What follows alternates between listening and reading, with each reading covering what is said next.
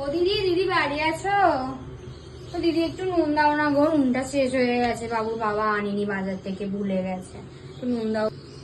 এ নাও। হ্যাঁ হ্যাঁ দাও। আরে দিদি শোনো না, যেটা বলার ছিল, হ্যাঁ, হ্যাঁ। তোমার মেয়েকে না আমি কদিন ধরে দেখলাম, ও বাইকে করে আসছে। আবার একটা ছেলে নয়, রোজ রোজ নতুন নতুন নতুন নতুন বাইক, নতুন নতুন গাড়ি করে দেখছি আসছে। কি গো দিদি, মানে এতগুলো ছেলেকে নিয়ে আসছে পাড়ায়, দেখো দিদি একটা রেপুটেশন আছে না আমাদের।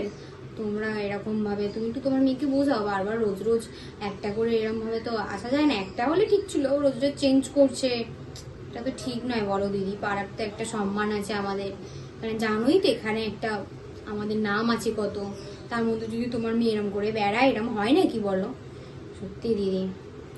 তা দিদি তোমার মেয়ের বিয়ে দিচ্ছ না কেন? এরকম ঘুরে বেড়ার থেকে বিয়ে দিয়ে দাও না। একটা ভালো সম্বন্ধ আছে, বিয়ে দেবে? তাহলে আমি একটা ছেলে দেখেছি, ভালো সরকারি চাকরি করে।